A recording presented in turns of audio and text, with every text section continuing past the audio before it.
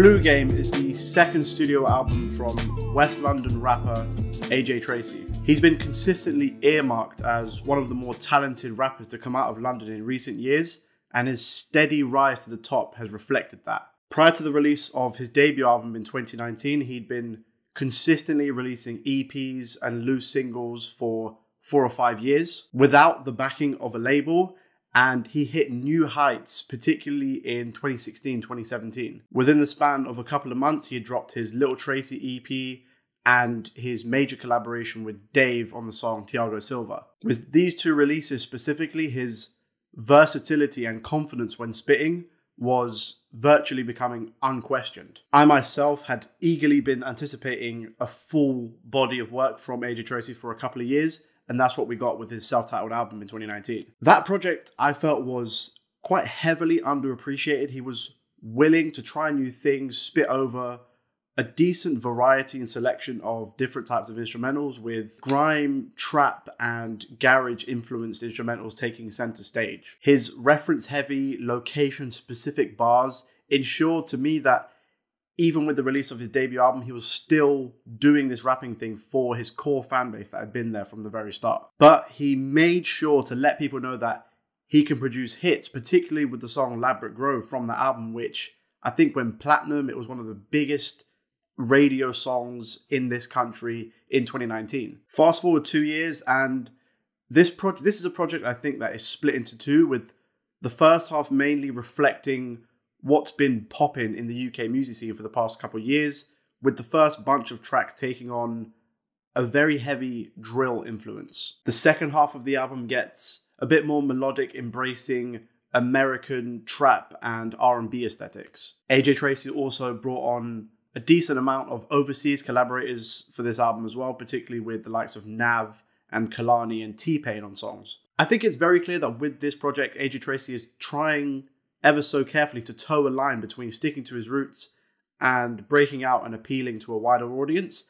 And I think for the most part, he does that successfully. The only times where that attempt isn't as successful is where the songs start to come off as generic. Some of the promotional singles that dropped before Flu Game came out were showcases of the things that AJ Tracey is strongest at. Tunes like Dinner Guest with Mo Stack or West End with Mabel are the kind of cookout, party tracks, laid-back tunes that AJ Tracey is very well versed in. More recently, he dropped the full-on drill track Bringing It Back with fellow West Londoner Digga D, and personally, I think this is one of the best drill tracks to come out of this year so far. Him and Digga bounce off each other perfectly, trading flows, and just having this undeniable chemistry throughout the entire track. Not to mention AJ Tracey's Boris Johnson, Marcus Rashford bar and double entendre is a stroke of genius. The final single we got before the album came out was the song Anxious. This is the song that opens up the album, and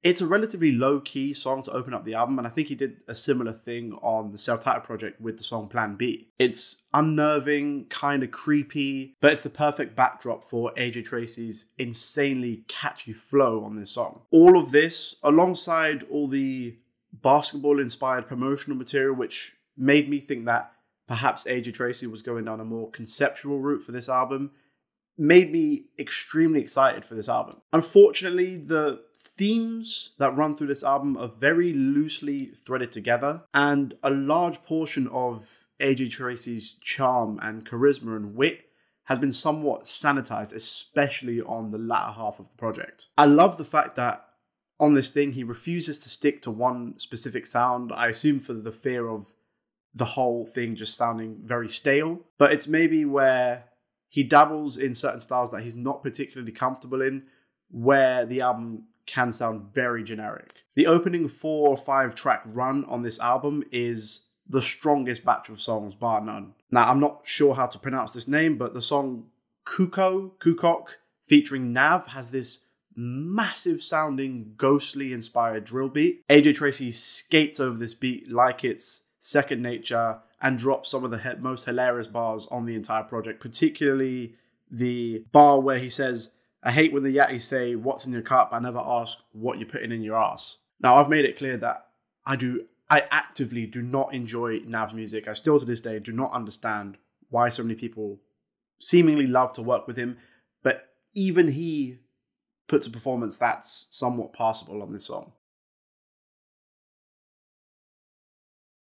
Cheerleaders is perhaps my favourite song on this entire album, apart from Bringing It Back. The beat is a marriage of kind of old school garage style chopped up vocal samples and more modern, dark, ominous drill aesthetics. AJ Tracey dropped some extremely witty bars, particularly the Jackson Anglo-Saxon bar and his customary football heavy references. However, this album is noticeably top heavy and it starts to dip in quality as we get to the midpoint. The songs Cherry Blossom and Eurostep instrumentally are so similar, they're virtually identical. They're both built around these glittering guitar samples with the heavy 808s and trap style percussion sounds. Cherry Blossom I think is more fleshed out as a whole song than Eurostep, but I'm just so confused as to why you would put two songs so similar right next to each other. That, of course, surprised me, but after these two songs, we get the song Glocky,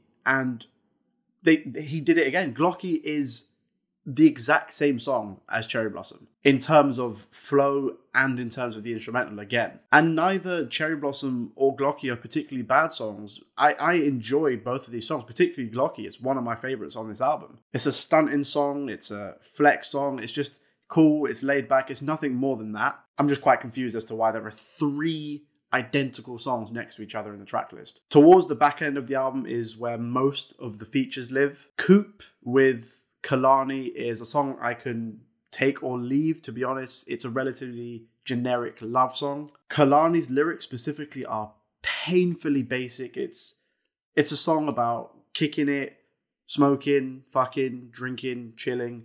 It's just that. It makes this the most generic song on the entire album. T-Pain's feature on Summertime Shootout is one I was particularly looking forward to because T-Pain is bona fide legend. T-Pain is always one that's entertaining, even at his worst, and that's the case on this song again. He's very entertaining. The only disappointing thing for me about his appearance on this song is that he's only there pretty much just to close the song out as a kind of outro. Aside from that, lyrically and stylistically, it's the kind of easygoing, summery, breezy song that AJ Tracey is very used to making. The only song of any real substance towards the end of the album is the song Perfect Storm. He chronicles his upbringing and his run-ins with the police as well as providing a stark but all too real reminder of the immense inequality that exists in London, particularly with the bar "I'm from Ladbroke Grove, where the rich mix with the poor." Now, Ladbroke Grove is in the borough of Kensington and Chelsea, and if you just walk through some of the streets in this area of London,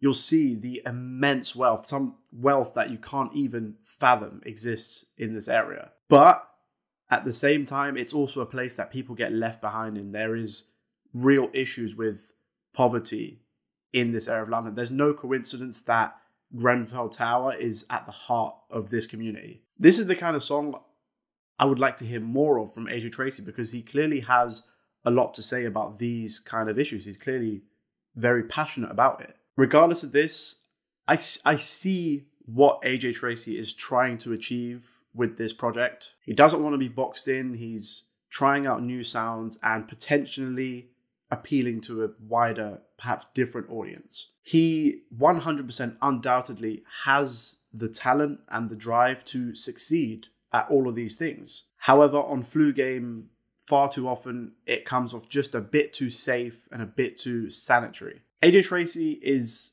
still, even with this project, still one of the more talented rappers to come out of London in the last half decade or so. And I believe that he has everything at his disposal to continue to drop consistent quality projects for years to come. Those are my thoughts on the new AJ Tracey album. Let me know in the comments down below what you guys think. Make sure to like, subscribe, and dong the bell. And I shall see you next time.